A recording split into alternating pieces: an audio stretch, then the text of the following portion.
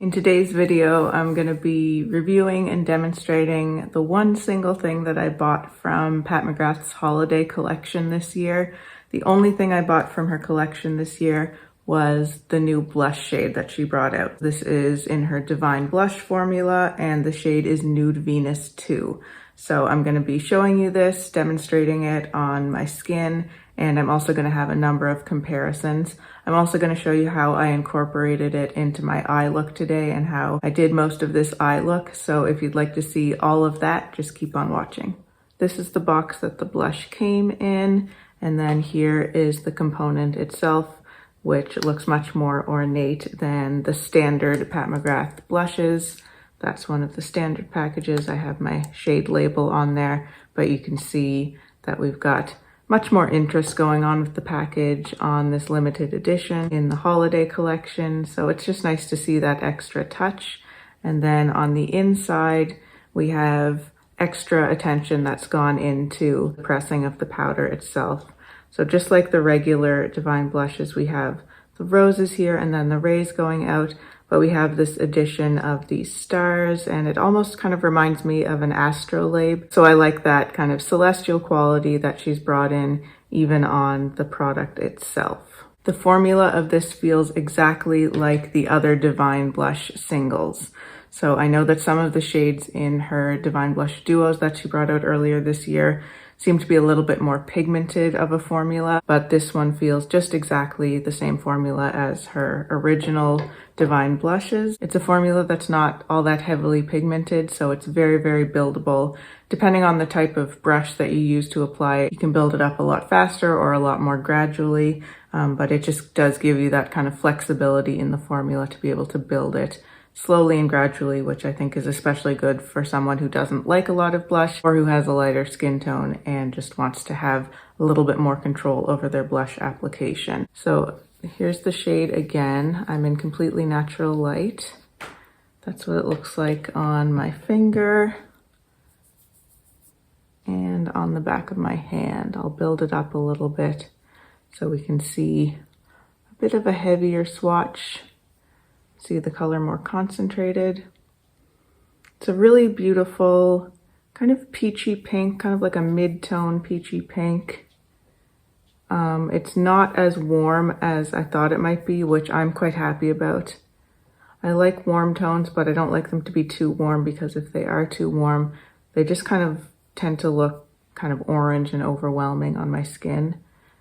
And I don't get that with this one. So I think this is a perfect balance, not too cool, not too warm, a little on the warmer side, but not too peachy, not too pinky. Leans to me a little bit more toward the pinky side, but it's not one of those very cool kind of bubblegummy type pinks at all. And it almost feels like it has a little bit of brown in there too, like a slight terracotta quality at the same time. It's really gorgeous. According to the Pat McGrath website, this Nude Venus II shade is limited edition, and they're describing it as a peach nude with pearl. So I wanted to start out with showing you how I applied this. So I started out with it actually on my eyes. I began my eye look using the Victoria Beckham Sea Gray liner, and I basically lined my eyes with that and did a little bit of extra on the outer corners and then kind of just blended that through those areas. And then I went in with the Nude Venus II blush and just got it all through my crease. I brought it into the inner crease, I brought it into the inner corner, and I also blended it on my lower lash line as well. I used two different brushes for it on my lower lash line, the Wayne Goss Edit brushes, number 6 and number 7. The number 6 brush is a little bit bigger. It's still a pencil type brush with a really nice tapered tip to it, so it gives a more diffused application. And then I went in with the number 7, which is essentially the same shape but just smaller, so you get a more concentrated application, and applied it in that more concentrated way, just closer right to the roots of the lower lashes. After applying the blush to my eyes, I then went in with one of the Victoria Beckham lid lusters. I used the shade Mirror today, which is this stunning shiny silver, and I basically just put that all over the lid, concentrating it more in the center and then pulling it up through the center, and then just kind of blending the edges to meet where I had blended the blush originally. And then I used a tiny little bit of mirror also on the center of my lower lash line. It's not very noticeable there, but it just kind of pulls that lid color down to the lower lash line and adds a little bit of interest on that part of the eye as well. And then I just lined my eyes and did mascara. For liner, I used a combination of another two Victoria Beckham products. I used the Bordeaux shade and the Ash shade of her Satin Kajal liners, using the Ash shade on the outer 2/3 to line and then going in with Bordeaux on the inner third to kind of mimic what was already going on the lid with that mixture of cool and warm. And then I actually applied the blush to my cheeks. I used my Sonia G Soft Cheek Brush, which is my favorite brush for powder blushes. This is a dyed goat hair brush, and that makes it one that's very good for more gradual application of the product. If I had used an undyed goat hair, it would have applied more quickly and less gradually. And similarly, if I had used a more densely packed brush, the same would have been the case. But I was able to get a really nice gradual application with this. I didn't have to worry about over applying it or it getting away from me, which is one of the wonderful qualities of these Pat McGrath Divine blushes anyway. And I find I just get to enjoy that aspect of the product even more when I'm using this type of a brush.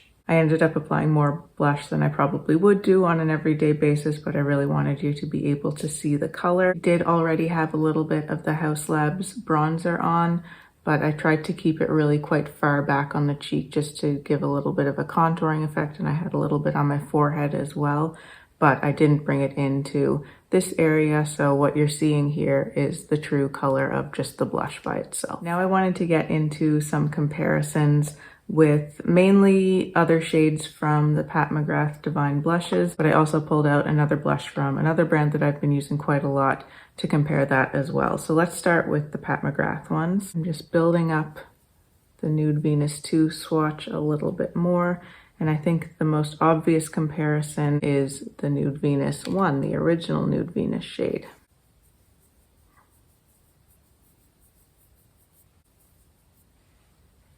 So there's Nude Venus I, Nude Venus II. I actually found that Nude Venus I seemed to be a little bit more pigmented. It built up faster than my Nude Venus II swatch, but I think you can see the differences there. There's more coolness actually in Nude Venus II, where Nude Venus I is one of those ones, like I mentioned before, where sometimes peachier blushes, warmer blushes can just kind of go orange on me very quickly.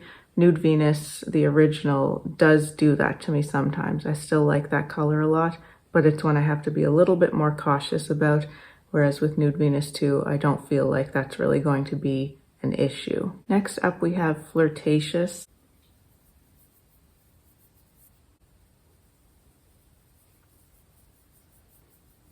And I think you can see that Flirtatious is even more muted than Nude Venus II, which is more muted than Nude Venus I, but there's just, again, a little bit more coolness even from Flirtatious. It has a bit more of that mauve quality that you don't really get in the Nude Venus shades, and almost a little bit more grayness in Flirtatious as well. Next up is Desert Orchid. And there's Desert Orchid, which to me feels actually the most pigmented out of any of those. It might just also be that it has a higher contrast with my skin tone, my undertones, but you can see that Desert Orchid is really quite orangey compared to all of these other shades. And it's one that when I wear it, I usually pair it with Flirtatious actually, or another blush that's quite cool toned, because I find this can be very orange and way too warm on my skin a lot of the time. So I have to kind of tone it down with a cooler shade, and it's very different, as you can see, from Nude Venus II. I wanted to throw in specifically the Flowers shade from Aphrodite Amour, which is one of the duos that came out earlier this year. And there you can see that the Aphrodite Amour shade is much more of a pink than our Nude Venus II. Lastly, for the Pat McGrath comparisons, I'm taking this lighter shade out of the Paradise Glow duo.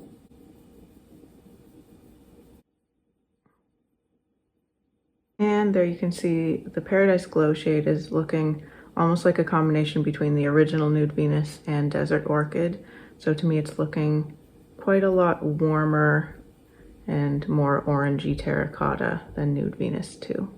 Now the one other blush that I wanted to pull in from another brand is this Suku one. So this is the Suku Melting Powder Blush in the only shade that I have. I can't remember the name of it right now. I'll put it on the screen. It's not actually written on the back, I don't think, of the compact. So that's the shade right there.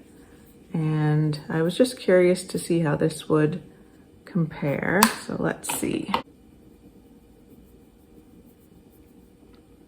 So right away, the Suku seems to be more pigmented. With all of my Pat McGrath swatches, I went in with 2 rounds of quite heavy swatching, and this is just 1 round of the Suku, and I think we've got a clear enough view of what it looks like. So you can see that this one as well is a little bit warmer. It's like a little bit more browny peachy than Nude Venus II, and it's, I guess, a little bit earthier in a sense. There's a lot more pink that I'm picking up on in Nude Venus II compared to the Suku blush. And the Suku one I like quite a lot, and I've been wearing it a ton this fall, but I do find it's another one of those that can sometimes, depending on the day, look just a little bit too warm and go a little bit more orangey than I want it to. Eva's just come onto my lap, so if you're hearing any purring, she is purring very loudly, but I don't know if the microphone will pick that up. That's what it is if you hear it. So I think that's really all I wanted to talk about in this video. I really wanted to give you a good demonstration of this blush and just provide as many kind of relevant comparisons, especially in the Pat McGrath line, as I could. Let me know if you have any questions or comments below. I always love to see those. If you'd like to see more from me and you haven't subscribed to my channel already, I would love for you to do so. Thank you so much for watching. Take care, and I'll see you in my next video. Bye.